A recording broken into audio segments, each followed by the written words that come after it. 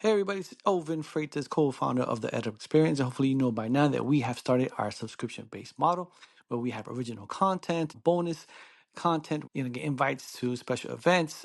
So right now it's $2.99 a month, and as of January 1st, 2025, it's going to go up to $19.99 a month. So go to edupexperience.com, edupexperience.com, look for subscribe now to lock in that lifetime EdUp Experience founders rate. $2.99 a month, edupexperience.com. Look for subscribe. Attention. Registration is now open for the Middle States Commission on Higher Education 2024 Annual Conference, Protecting the Future, Champions for Higher Education, December 11th through 13th, 2024 in Philadelphia, Pennsylvania. Don't miss out. Register today at msche.org/annual-conference or head to msche.org and click on the conference link. I'll see you there. Now listen up. Because Insights EDU 2025 is coming, and this is the conference you don't want to miss. Meet us February 12th through 14th in New Orleans for one of our favorite higher education marketing and enrollment management events of the year. Imagine 3 days packed with actionable insights and the latest innovations in higher ed. We're talking top industry experts, real-world case studies, and hands-on workshops designed to help you grow your programs, boost engagement, and elevate your student experience. This is your chance to hear the latest higher ed trends from speakers at Google, Reddit, Meta, MIQ Digital, and schools across the country. Mark your calendars, get your team, and get ready to welcome the era of the modern learner at Insights EDU 2025.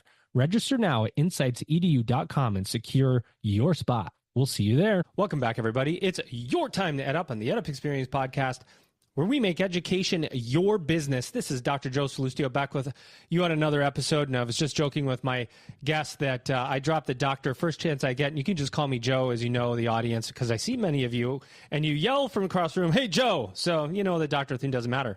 What does matter is people doing great things in higher education today, which is why I'm always so I don't know the right word, just privileged to be able to have amazing co-hosts, amazing guests. And we have, as you've probably seen, passed 300 college and university president interviews on this podcast. That's a lot. It's a lot of brain power, let me tell you. Some days I wake up and go, oh my gosh, so-and-so said something. I forgot to write it down. I remember it from episode 42, and now I'm going to work it into something. I have these things that happen all the time throughout the day. And I know this to be super annoying because my wife will remind me how annoying it is when I start talking to her about the podcast, because that usually happens most of the time I talk. But that's because I'm so proud of the work that we've done here. What I want you all to know, and this episode will be out in about 3 weeks, but that gives you 3 weeks to have a tested version. We've released our GPT. So we've taken all of our episodes of the EdUp Experience, transcribed them, and put them into a giant brain.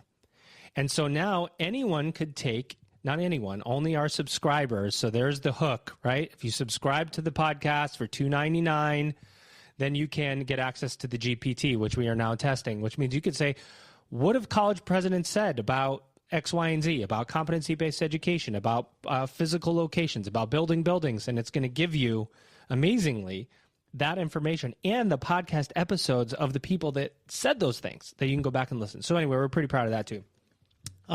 Enough about me and the pontificating that I'm doing here. Let's get to our guest co-host. Hopefully he won't screw up like he did last time. Actually, I'm not sure if he screwed up last time, but I'm going to say he did because now the bar's really low. Ladies and gentlemen, Charlie Anastasi, I like saying that. Anastasi, Vice President of Partnerships at Rise Education. Charlie, welcome back to an EdUp Mic. How are you? I'm good. Here to redeem myself, apparently. So ready. I don't think you did screw up, but I'm sure that you could have, though, knowing you. And you and I sure together is just, it's like a train wreck. You know, we're just going to fumble through these things. Yeah. Welcome, Ross, to the train wreck. It's great to be back, Joe. See, now you said the name of the guest before I introduced him. So now you have screwed up. That's a fact. That's a fact. See, I put so much pressure on you. No, we'll bring him in now. And I joke because you guys know each other and have had conversations. So you were spitballing before this episode started, which I just love the chemistry already happening. Let's get him in now. Ladies and gentlemen, He's the one and only Ross Allen, a.k.a. Ross Boss, president at Bethel University. Ross, welcome to an EdUp. Mike, how are you? I'm doing well. Thanks for having me. Now, what is this Ross Boss business here that I was asked to introduce you with by your marketing team? Yeah, right. Yeah, the students think they're funny coming up with that. I am not sure it's that creative, but yeah, they think they're funny using that term for me. So, to all the students out there that listen to this, I also believe that is funny. Charlie, what do you think? I think that is a fitting nickname. I've looked at a little bit of the stuff on social media with Bethel, and I like the fun. I think it's good. I think it's good for the brand to sort of feel like you can get to know your president like that. So I think it's a great sign that they feel that way. Is that Ross doesn't like either of us now? Yeah, there you go. Exactly. No, as long as we're going there, I'll add that my wife's name is Annie. She grew up being known as Nanny Goat, and so her social tagline was Annie the Goat or something like that. She didn't know the whole goat thing until she got to Bethel, and of course, goat, everybody knows what goat is now. So the team loves that, and they give her a good time. I mean, the softball team has adopted her as their mascot, and anyway, that's awesome. Well, tell us about Bethel University a little bit. Level set for us, Ross. Assume somebody's listening here that doesn't know Bethel. Who do you serve? How do you serve them? And where are you located? Yeah, that's great. We're based in St. Paul, Minnesota. We started as a seminary and then eventually grew to become a Christian liberal arts university. And we have a strong tradition and background in the Baptist tradition and faith. We have about 4,700 students, mostly, a mix of undergraduate, graduate, seminary, and adult learners. Probably a little over half of that, I guess, is traditional undergrad. But we continue to adapt, and we've got a significant number of dual enrollment high school students now within that 4,700. We offer about 100 academic programs and across various disciplines like business, healthcare, education, and the humanities, with options ranging from associates and certificates to doctoral degrees. We have a mix of in-person and online, designed for traditional and working adults. 97% of our recent graduates, are either employed or enrolled in graduate schools within a year of their graduation. And 98% of our students participate in some kind of hands-on, either an internship or a research project or a senior capstone project. We're going to talk about pricing today, I assume, but historically we've said 98% of our students get financial aid. That's probably still going to be the case. That a significant number will get some type of financial aid going forward, but we'll talk about that some more. We're ranked among the top 25 best online Christian universities. We offer the #1 return on investment after 10 years among schools in the Christian College Consortium. And we just have a great group of students here that we love to serve, and it's an honor to be here. You know, Charlie, before I pass it to you, I as you were talking with Charlie earlier before we hit the record button, which, by the way, is the most people that want to know about podcasts, the most interesting parts of the conversation happen before the record button. And those are the conversations that I can never repeat, nor can my guest co-host. Those are all off the record conversations. But one part I will pull in is that you graduated your undergraduate degree from Bethel University. And over the last couple of weeks, you're the second president that I've interviewed that has gone back to his alma mater to run an institution. And it made me think, and when you guys were talking, the thought I immediately had in my head was, maybe this is one of the ways to really be successful as a university, to bring in a person, an alumni who has such passion for the university, can look at things through that passionate lens versus coming. Yeah, you can come in and run a university. You can. But it's different when you're running the university you came from. Maybe there's more of care, more drive to differentiate. Can you talk a little bit about what brought you to Bethel as the president and why it's significant for you? Yeah. So I came to Bethel, and it changed the trajectory of my life. I look back at Bethel and the impact it had on me, and the imprints that various people, faculty and staff had on me, classmates had on me. And so, yeah, there is a passion there and a recognition. One of the things that I do is have the tour guide swing by, and so I get to meet prospective students. In fact, I should probably warn you, I might interrupt you here. You got to do what you got to do. I interrupt meetings with board meetings for prospective students because I know it's critical. It's important where students choose to go to college. I think it's important that they go to college because it had an impact on me. And of course, I also get the chance now after four plus years to see students have the same impact on their lives. And so, yeah, I am absolutely passionate because of the impact on me and what I know it does in our lives. Amazing. Charlie. Ross, one of the things you mentioned when you were introducing us a bit is number one ROI in the Christian College Consortium. And so this concept of value is really out there. And oftentimes we're tying it to financial value. But I kind of want to stick a little bit on your experience at Bethel. You know, one of the things you mentioned is you met your wife at Bethel. You just had your 40th reunion. You have people coming back who are probably best friends for life. How do you think about sharing the value of Bethel, not just as a financial equation that says I made some salary, but the other things you get when you go to a place like Bethel? Yeah, and certainly that's the challenge to also talk about that, because so many students and their parents want to know, are we going to get them off the payroll? Are they going to get out of there, not move back into the parents' basement? But there is so much more than that. We know that that's historically been what liberal arts universities have promoted and described. And we all know that is really the change and the impact is the other things. But students and parents are so focused on that first job, particularly that first job right now. So yeah, I'm not sure it's realistic to fight the battle that's out there and fight against and say, actually, you should ask this question instead. That's the real meaningful one. So I'm not sure that's worth convincing a family and a student when they're coming and visiting, hey, don't ask that question, because that's what they want to know. And we're doing a lot around that. But we all know that it shapes your view. I often talk about a world literature class that as a business major had a greater impact on my work at a large company like Medtronic in just opening my mind's view and recognizing that other people think differently and realizing that you need to bring all those different ways of thinking into some major project or initiative or decision. So we know that those experiences beyond that, whether it's the family or the friends that you develop and they shape you. I can think back to one of my college roommates who changed my view of what does success look like. And 40 some years later, it still resonates for me and continues to challenge me and affects me as I interact with students. Yeah. And for me, I think part of what comes to mind there is you're right. It's not worth it necessarily to take out debt to go to a place if all it was an experience and all it was the components that weren't that financial return on investment. But we want to know that financial return on investment is there. And then I think a lot of small colleges differentiate with those other pieces. And one huge part of that ROI equation is the cost. And I know that's something that you've done a lot at Bethel around. You recently announced some tuition transparency. So I'm curious, could you talk a little about what prompted that tuition transparency, and how do you think that factors into this conversation with families about cost and getting off the payroll? Yeah, so maybe a little bit of background is that I come from outside higher ed and was on the board at another a Christian college for about 5 years, and then moved inside with them for a little period of time, very brief period of time before Bethel called and said and my reaction was I thought it was a joke, actually, that somebody was pranking me because I'm not a higher ed guy. And so I come from outside higher ed, and so there are a variety of things that I've come into this space that didn't make sense.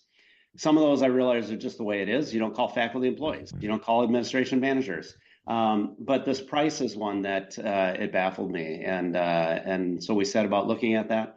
We looked at it, frankly, before I came, and so there's been a lot of time assessing and evaluating that. And this is lunacy. Yeah, it is lunacy. So one of my reactions, and I mentioned Medtronic, I was at a company that would have variation on pricing, but we always kept in mind, you got to keep that variation somewhat reasonable. And our smell test was always, would it be on the front page of the Wall Street Journal? And for Medtronic, a large company like that, it could be if you really got off course. I think the pricing in higher ed has gotten to the point where we're self-inflicting wounds on ourselves.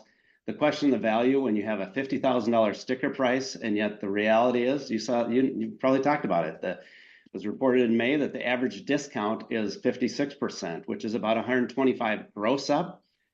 And I mean, where do you go to buy a car and the real price is 25, but they started 55 or 60? And it just doesn't make sense. It's I love the analogy of a car. Anytime I talk to people in higher ed, though, and I use like a house or a car examples, they'll give me that's not the same kind of transaction. And I go, yes, but you can't cut something by 56. You can't say it cost X and cut it by 56% and make the person think they're getting a deal. No. And we are so programmed for deal shopping. That's why, for whatever reason, we've been programmed. You could sell something for $19.99 regular price and then just put sale on top of it and sell it for $19.99, and somebody will be more interested because they think they're getting a deal. But it's been shifting. It's been shifting to I want what it costs. Yeah. And now as we have, we have better search results, we have Gen AI to tell us what the cost of these things are. It's like, are we going to get in the game and be transparent? Or are we going to play this? I don't know if it's a game or it's the way the industry's been engineered to float high, discount high. If that's just the way the industry is, leaders have competed with each other over time, but it's got ridiculous. The explanation of the history of somebody here, and you probably have some listeners, or perhaps you guys know the history better than I, but my understanding is several decades ago, the industry started to go to a separation so that the students that didn't have the economic capability could be afforded and universities could differentiate. And that worked fairly well, and people saw that and decided, okay, let's go a little bit more. But it's now gotten to the point, as you know, and our listeners probably all know, the gross price has increased dramatically. But the net price has not changed that much. And yet the perception out there is that the price has gone up dramatically and it's extreme and nobody can afford it. And I think the other complicating factor, guys, that adds to this is that generally when we set out award letters, it's after a 2 or 3 month process and you wait for federal aid, state aid. So you never know what the price is going to be until 3 months later. And so we have heard back countless number of friends of students that go here or alumni saying, yes, we tried to convince somebody, stick with it, apply, you'll be able to afford it. And they all can tell us the friends that were not willing to stick with a private higher ed and consider it because they just assumed it was too much. So the most painful experience I had was a pastor that I met with last week. He has 3 young middle school age kids, and he and his wife are passionate about Christian private higher ed. And had concluded, though, after a lot of pain and agony, that they just were not going to be able to afford it until they saw our announcement. And now they said, we're going to make sure it happens. Now it's still not free. It's cheap. It's still expensive. But they now see that it's an option. And so the net effect is that our numbers we had to hire more tour guides last week. It's through the roof. For Amazing. Us, we had 18 visitors last week. We had 10 today, and we got 25 on Thursday. Our enrollment visits have gone up 30%, and it wasn't that long ago we announced this. So it has been fantastic. I think we benefited, frankly, from the timing of coming off FAFSA, and everybody has decided higher ed decisions and process is too screwed up, and it needs to be simplified. So our approach is simplified and transparent. It's not a Hail Mary. It's not a, hey, we're going to drive enrollment like crazy. It's just, hey, let's be transparent. Let's be simple. Let's be, I was going to say, honest. I don't think we were being dishonest, but the idea that you're getting a $25,000 scholarship, I think most people have figured out, yeah, everybody's getting some scholarship. One of our competitors over the weekend, I saw an announcement they came out with that said every student is going to get a minimum of $20,000 scholarship. Like if you're giving everybody 20, it's not a merit scholarship anymore. Are you kidding me?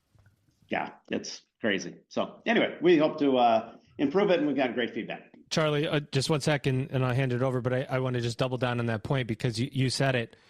There's a really good chance that without that announcement, that pastor never would have come your way. He would not have considered private higher ed. And then you think about the number of people that make decisions based on the information that we have engineered in higher ed because of the way it is, that move in a transient way from institution to institution and to say, I can't go there. It's just too much money. Without ever really knowing if you could, that's the battle we have in higher ed. Charlie, over to you.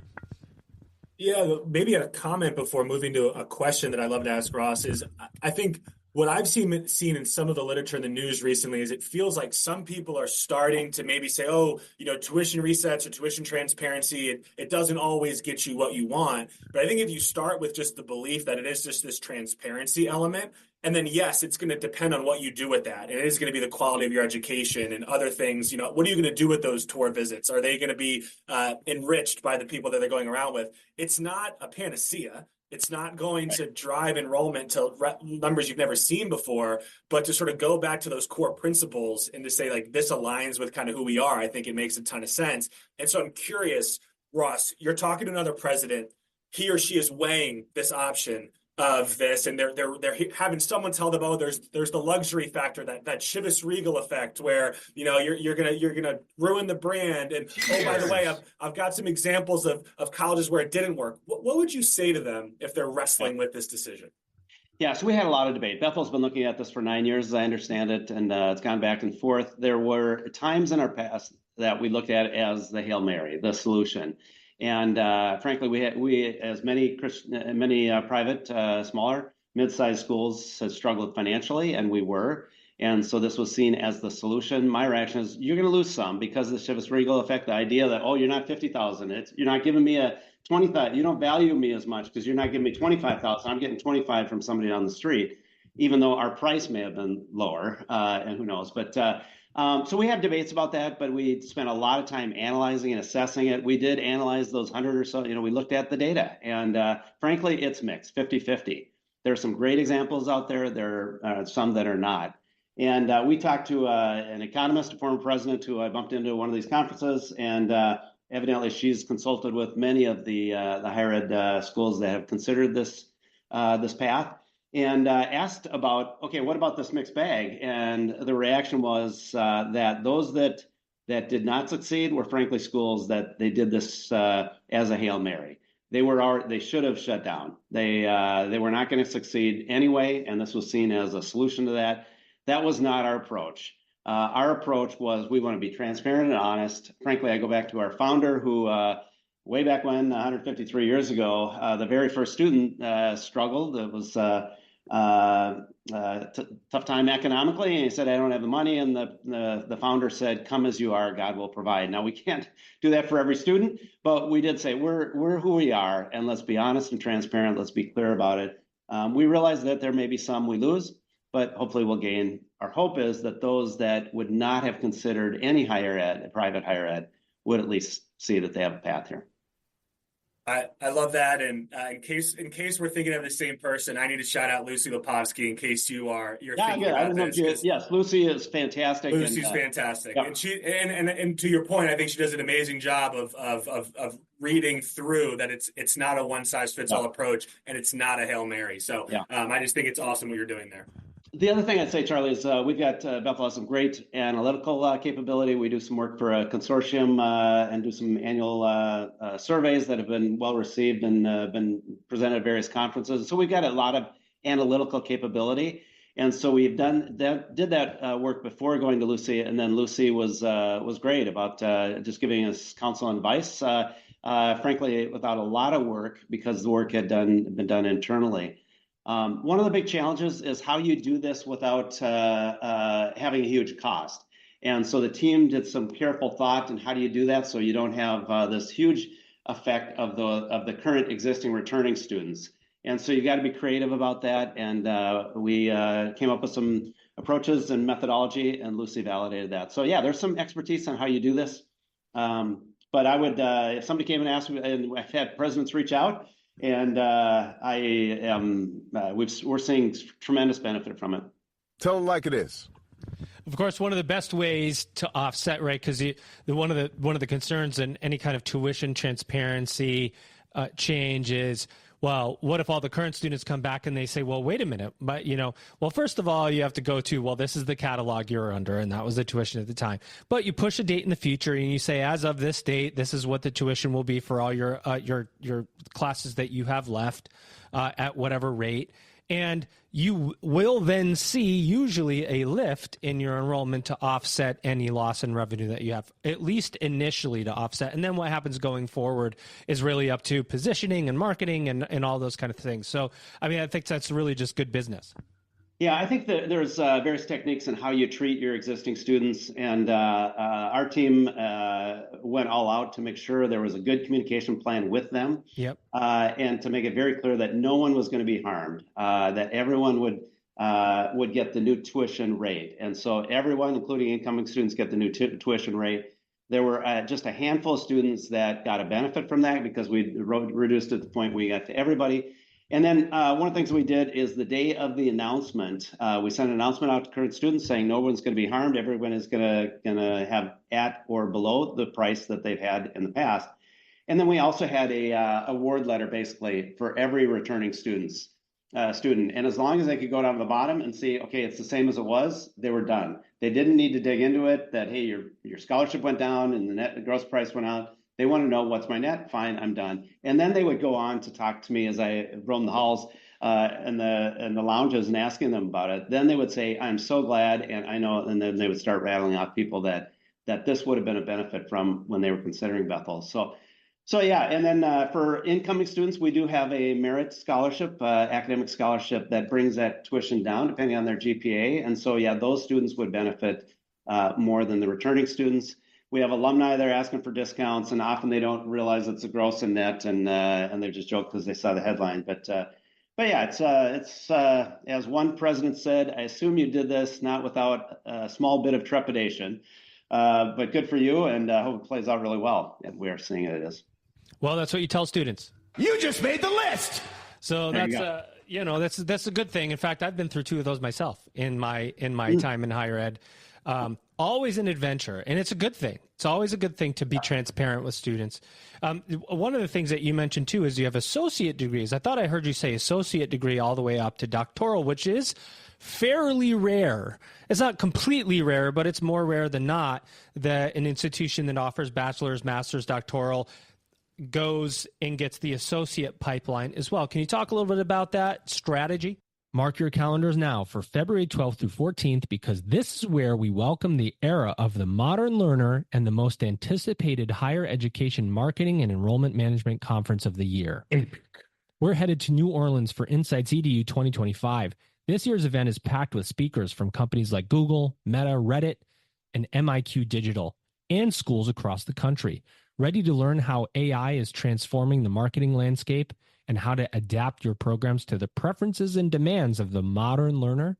Then Insights EDU 2025 is where you need to be. Register now at insightsedu.com. Hey everybody, it's Elvin Freitas, co-founder of the EdUp Experience. Hopefully you know by now that we have started our subscription-based model where we have original content, bonus content, get invites to special events.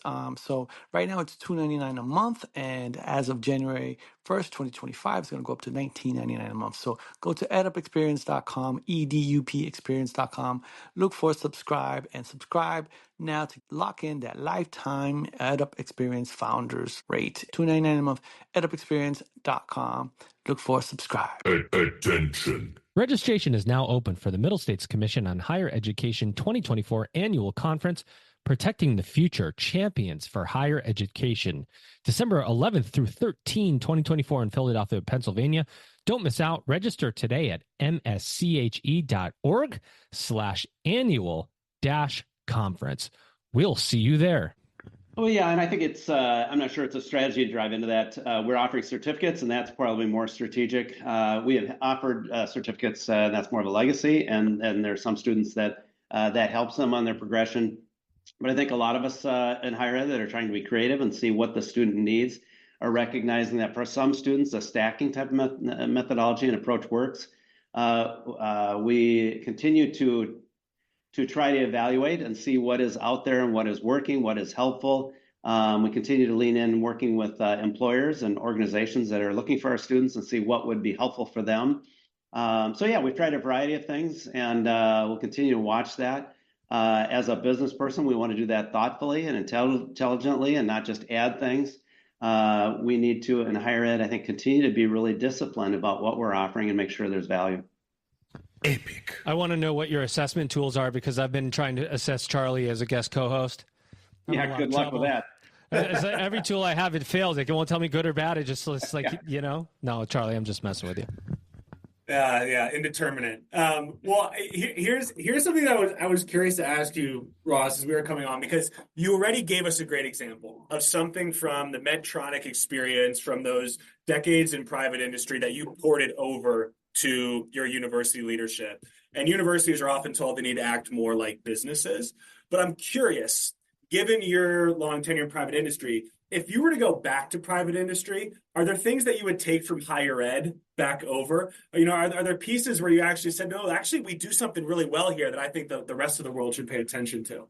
Oh, that's fascinating. I haven't thought about that. So I worked at Medtronic, but nobody knows Medtronic. Most people do now. When I started, nobody knew this little sister company in Fridley, but it seems like most people know it now.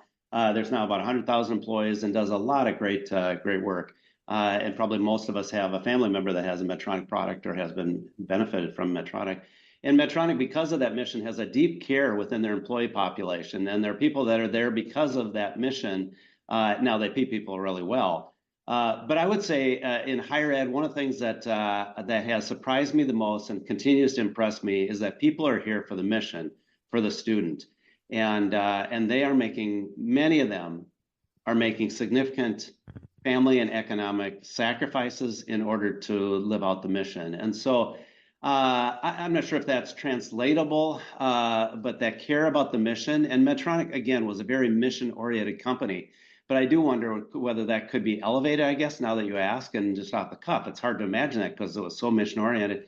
But you get compensation. There are people there for the compensation or the mission, I don't know, or career advancement. But certainly in higher ed, it is about the mission. It is not about the economics. It is about the mission and the students. Yeah, I was listening to someone recently who was talking about motivated teams can be really great, but inspired teams, and maybe that's a little bit of just a play on words to kind of move from motivated to inspired, but what you can do when you're inspired is so much greater than even someone who's financially motivated. And so I do think that idea of higher ed, when I go on campuses and I meet with faculty who have been there for 30 years, or I meet with people who have just this level of longevity that you don't tend to see as much in quote private industry these days. I think there's something to learn there from the power of a mission and what it can compel people to do. Yeah, definitely. It is inspiring. When we have alumni or staff that have decades of relationships with former students, it is, that's inspirational. And I recognize that's only available in certain higher ed. If you go to a large, anyway, it's within private, smaller, medium-sized schools. You have relationships that affect you both ways. Yeah. Well, the everybody remembers their educators. I mean, that's the thing in education, higher and K-12 is there's those one or two people that you just go, man, I remember them. You remember them for life and the lessons that they taught you. And I'm really impressed with how quickly you answered that question, Ross, because my immediate answer was no way. There's nothing in higher ed that I'd bring to a business. Not because there wasn't anything I could think of, but that is really a nice answer. No question. Yeah, it's tough to get over that. That's powerful. Well, and it reminds me of one other topic that I wanted to bring up, which is you've got this amazing alumni base that you talked about, and one of the things that I was reading about Bethel coming in is you had this fantastic capital campaign that concluded over the last couple of years. You recently just announced this amazing gift to be able to unveil the Anderson Family College of Health Sciences, and so amazing. I'm wondering if we could just kind of take that idea of having these transformative experiences that alumni want to pay back, and how are you using some of that to build these amazing new initiatives? So you could maybe hone in specifically on this new College of Health Sciences. Yeah, I think that's an exciting one. It really is an example within others and within and many. And one of the benefits of private higher ed is their alumni base. And yeah, we can all quote Clayton Christensen, and that whether that's good or bad, right? But private higher ed benefits from that. In this case, this is a family, the Anderson family, who are their lives interwove with Bethel's, and then they also are passionate about healthcare, and they then had a life of business success and economic success that went well beyond their expectation, and they have this desire to give back and to invest in the next generation. And so it was an interesting interweaving of those.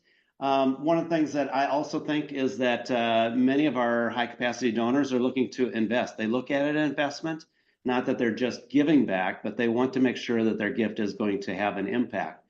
And so we have done a variety of things to make sure this is a place worthy of a significant investment. We've improved our financial position, most importantly, perhaps for those investors, and have had 2 years of break even and are on a third in a row here. Our donations have been moving up. We've also worked at enrollment, so enrollment is moving up, and we've looked at a variety of enrollment types and categories. And so we've tried to position ourselves as this is a place where it's worthy of investment, and of course it's the broader outcomes of just not the economics, but the impact on students' lives. The Anderson family have a variety of Bethel graduates, and they've seen that impact. It's transformed their lives and their children's and grandchildren's lives.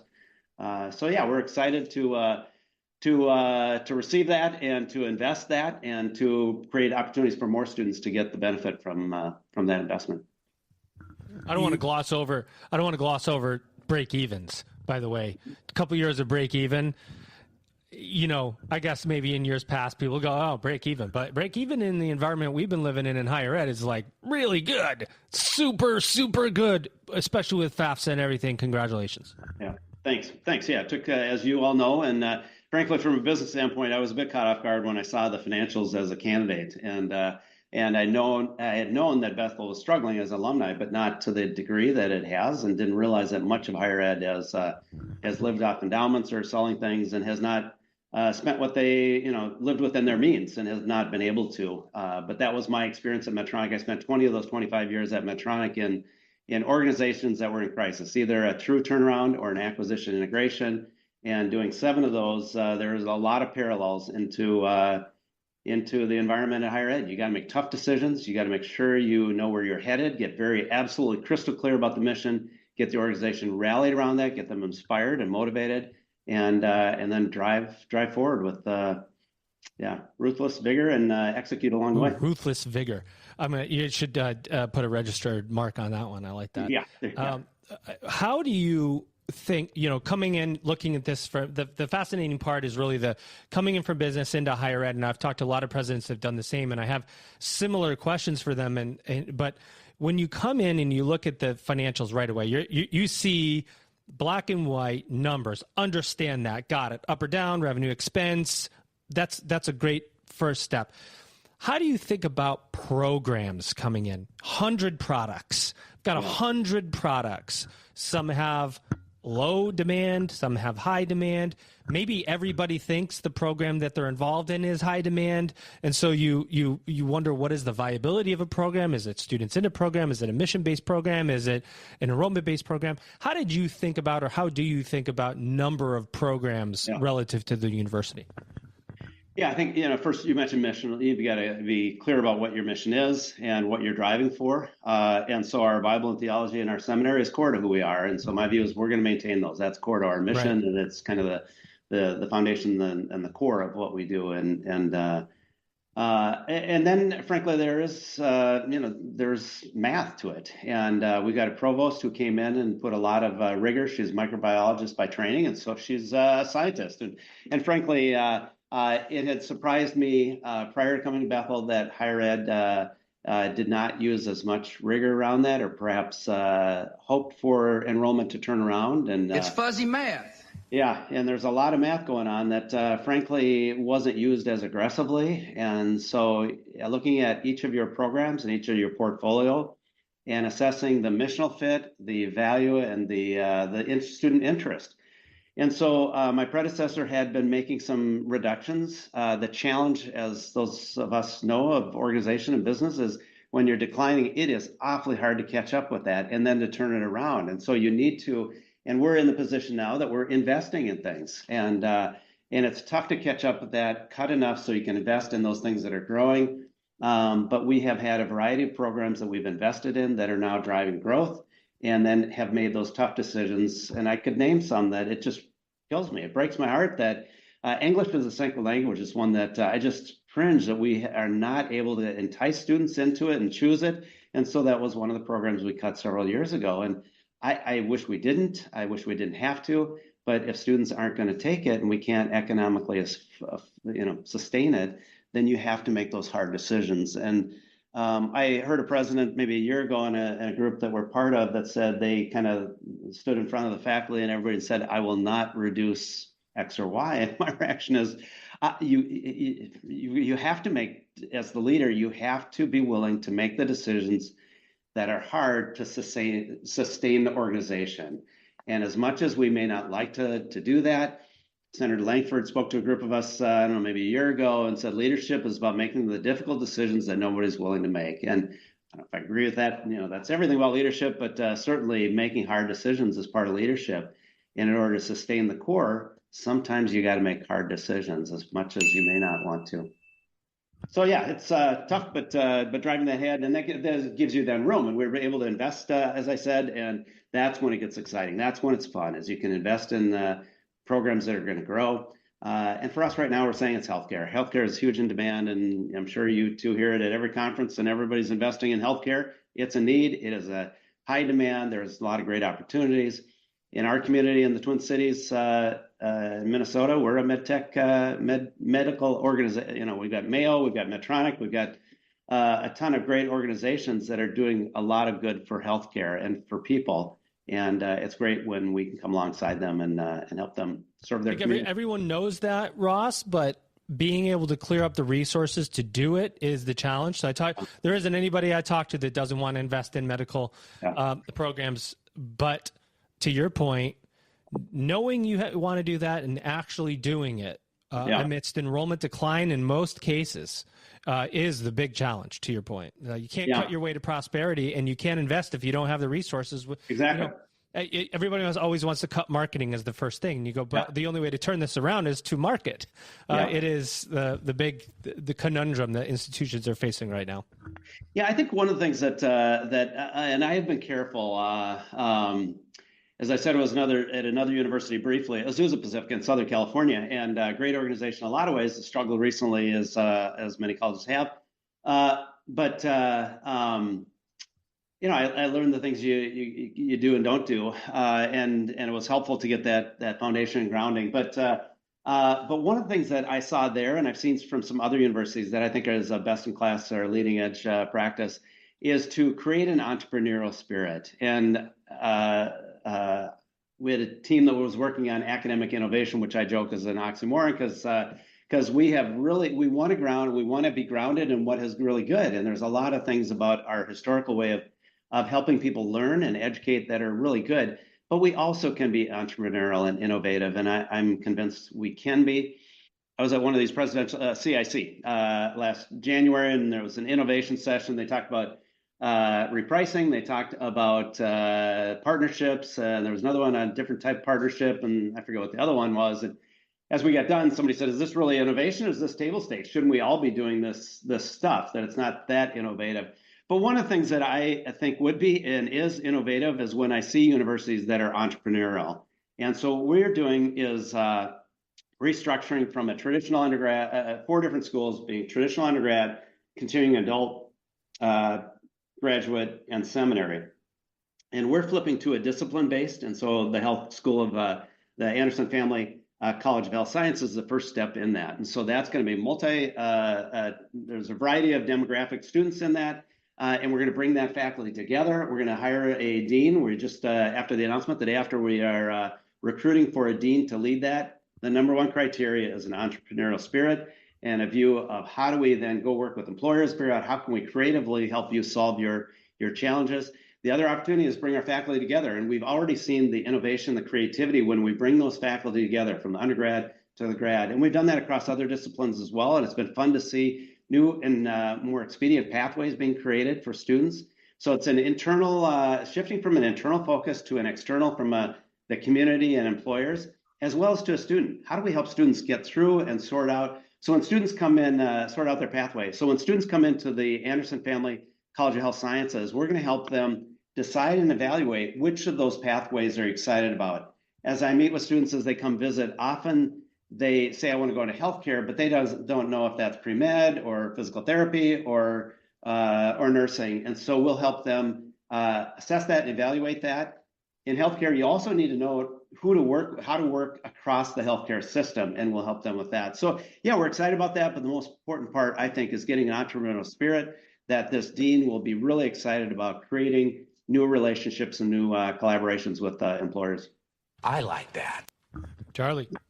Yeah, I was just at a conference last week, and I thought it was a lot of fun, because a lot of times you go to the conferences and all you hear about over and over is demographic cliffs and consumption cliffs and squeezed margins. And I know all that stuff's real, but you can leave with a lot of pessimism.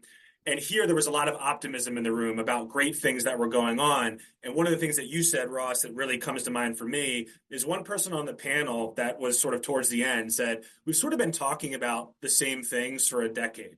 Health sciences is a smart place to invest. That's not new.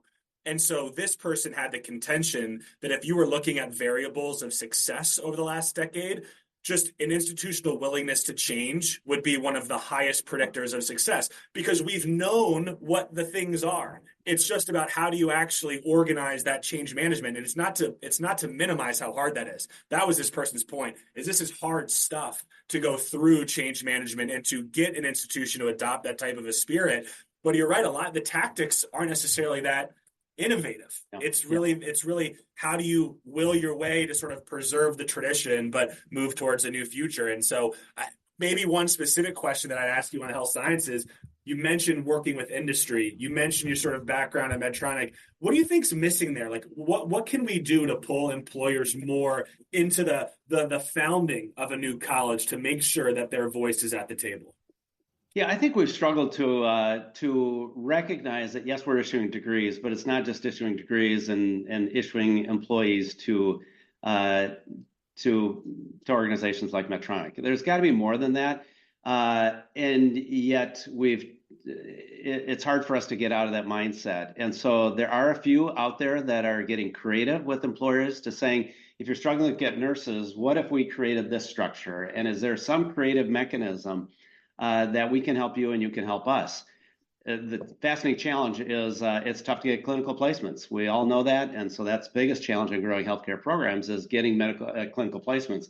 Well, you're dealing with the same organizations, but at different places in the organization that need to employ those same people. And so moving from the gatekeeper who's down buried in the organization up to a C-suite level to say, hey, let's create a strategic relationship where we can help you and you can help us and we can help solve this challenge. So I think we have been internally focused in higher ed. We've had a job to do and we've been focused on that, and getting some creative collaboration is not in our DNA. And so, yeah, that's going to be up to this dean and obviously engaging the rest of the organization. For me personally, frankly, we've needed to get Bethel to a place where we're now in a position where we're proud and we're confident that, hey, we can offer something. We've gotten our house in order and we're in a good spot. We looked at, to your point, Charlie, we went back 2 years ago when we established our strategic direction, our strategic framework, and we did not use the historical process that much of higher ed uses, and perhaps went the other extreme of we don't have 18 months or 9 months to do a strategic plan and we're not going to involve 250 people. But we would look back at our strategic plans for the 15 years, and our reaction was, as often the case with strategic plans, you could have left it on an airplane because it's not that different. There was great stuff in there, but we didn't execute on it. And so how do you execute? And so your leadership team is absolutely critical. We've got a leadership team that is driving growth and driving forward and excited about change. We bring a mix of industry and higher ed experience. But yeah, you've got to have a team that's willing to help the organization through change. You've also got to get the organization to move along to see that we've moved from a hope to skeptical, some degree of optimism, not fully confident, but at least the faculty are cautiously optimistic, I think is the phrase that they're using. So you got to get the organization there in order for you to move forward. I like your style, dude. Ross, you've said a lot. You've said a lot and given us a lot of great tips, but you've got to say a little bit more before we let you go. And this one's an open mic. We're not giving you much direction. What else do you want to say about Bethel University that you think the audience should know, or anything that you feel is important to highlight? And then we'll ask you a final question. Yeah, so first of all, I've said a lot, and perhaps if I said anything to offend anybody who's been in higher ed, I apologize. I realize I come and I'm still learning things about higher ed that I You should value. definitely not apologize. This is Yeah. the conversation we need. We have to challenge old ways of thinking. That's why we have the podcast EdUp experience here, so we can all learn from each other. There you go. And I continue to benefit from those who've been in higher ed because I know there's a lot of knowledge and information that I don't have. But what I would say about Bethel is I think, we are a Christian university. Our core is centered on trying to be like Jesus Christ. And wherever your faith view or your view of Christianity, and frankly, there's a lot of misperceptions about what that faith is right now. I think most people look at the person of Jesus Christ and say he was a good man. He did a lot of good things, whether you believe he was God or not. We try to live that out and make sure that our graduates go out and make a difference in the world, that they're not judgmental or condemning or the stereotypical things that are heard about so many people right now, and is potentially what the church is viewed as. We try to help our students to realize you need to go out and live and, in fact, care about other people and love them and demonstrate that love in tangible ways that you care about what they're struggling with, whatever their view is, however they live their life. And we think when we do that, especially in health sciences, when you do that, it makes a difference. And we hear from our employers and those that have been impacted by our students that have been out that they make an impact beyond just the great skills and techniques. They care about their patient and their extended family. And frankly, I take that to business as well. We hope that we graduate students that care about that competitive spirit and making things happen in organizations and doing good deals, et cetera, and doing great at business, but they also have an integrity and a care for what they do and for their fellow coworkers that causes people to sit up and say, oh, wait a minute, you're doing this in a different way. So we think we do that uniquely. I see that in our students. There's just we're at a time right now where our students are highly engaged, and part of that is their faith, but part of that is just, I think students are moving beyond the pandemic. In fact, they don't want to talk about that, but I think they're recognizing that life is too meaningful to not live with impact, with care for their fellow human being, and it's just fun. It's fun to be in higher ed. It's fun to see when things are going well. It's we see it in our students, we see it in those around us, and we see it in donors, which is always fun as well. So yeah, there's good things in higher ed. I am excited about the impact that we can make. And it's just, my wife and I continue to just be honored and humbled to be in this role to serve our alma mater. So all that being said, you get your crystal ball in your hands and you've got to tell us what you see for higher education in the future. Yeah, wouldn't we all want to know? That's why I'm asking you. Yeah, 10 years, it is not going to look like this. I think it's got to change. I am just shocked and humbled by those universities that are able to operate with less than 1,000 students. I don't know how that works. But I would say that as you look across industries, and you and others have studied the parallels, there is no industry that is held out with becoming more effective and efficient as an industry. And certainly healthcare that I spent a lot of time in is one that has some parallels.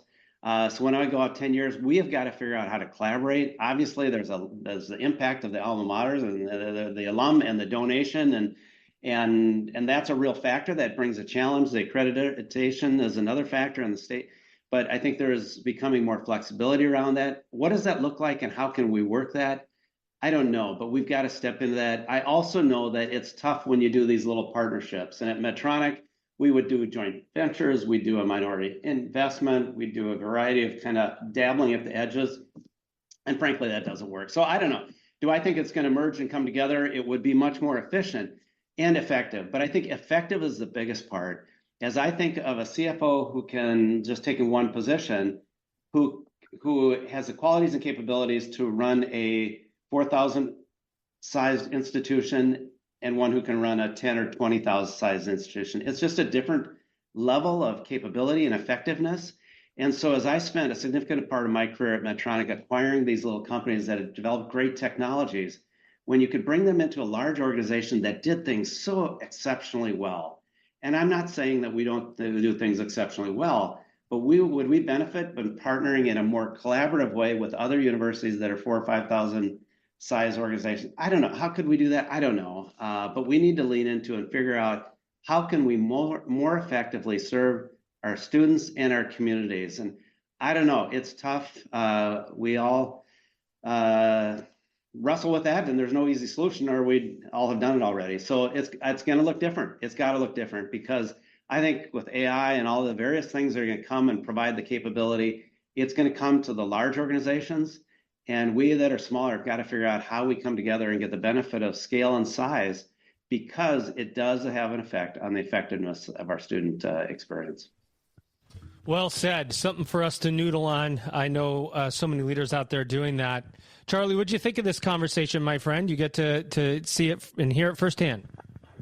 I thought it was fantastic. Really appreciated the blend of your background and weaving that into how you're running things at Bethel. And I just love the positivity. I'm on a positivity kick right now with higher ed. And the line that I used recently is enthusiasm is worth 25 IQ points. So I'm trying to make up for my lack of IQ points every day by just showing up a little bit more enthusiastic. And a couple of those energy drinks didn't hurt, did they, Charlie? Hey, just drink some more coffee. Yeah, there's a lot of opportunity, and we see so many good things. But there's that balance that was referenced. I think Joe, you may forget who made it. But how do we hold on to the good of the past, leverage from that, use it as springboard, but not use it as barnacles to get stuck in the old. Don't get stuck, everyone. Somebody not getting stuck is my guest co-host. He's Charlie Anastasi. He's Vice President of Partnerships at Rise Education. Charlie, thanks for being here for another episode, and I know we're having you back soon. Amazing. Thank you for having me. And our guest today, no, he's your guest today. He's Ross Allen. He's the president of Bethel University, and he is changing things for the better. Ross, thanks for being here, and we really appreciate your time and your insight. Hey, thanks. It was an honor. Privilege to talk with you guys. Ladies and gentlemen, you've just EdUp'd. Attention. Registration is now open for the Middle States Commission on Higher Education 2024 Annual Conference, Protecting the Future, Champions for Higher Education, December 11th through 13th, 2024 in Philadelphia, Pennsylvania. Don't miss out. Register today at msche.org/annual-conference or head to msche.org and click on the conference link. I'll see you there. Higher ed leaders, ready to level up your marketing and enrollment strategy? Join us at Insights EDU February 12th through 14th in New Orleans. The ultimate higher education marketing and enrollment management conference is here. Take advantage of early bird prices until December 12th. Register now at insightsedu.com. Welcome to the era of the modern learner. Hey everybody, it's Elvin Freitas, co-founder of the EdUp Experience. And hopefully you know by now that we have started our subscription-based model where we have original content, bonus content, get invites to special events. So right now it's $2.99 a month, and as of January 1st, 2025, it's going to go up to $19.99 a month. So go to edupexperience.com, edupexperience.com, look for subscribe now to lock in that lifetime EdUp Experience founders rate. $2.99 a month, edupexperience.com, look for subscribe.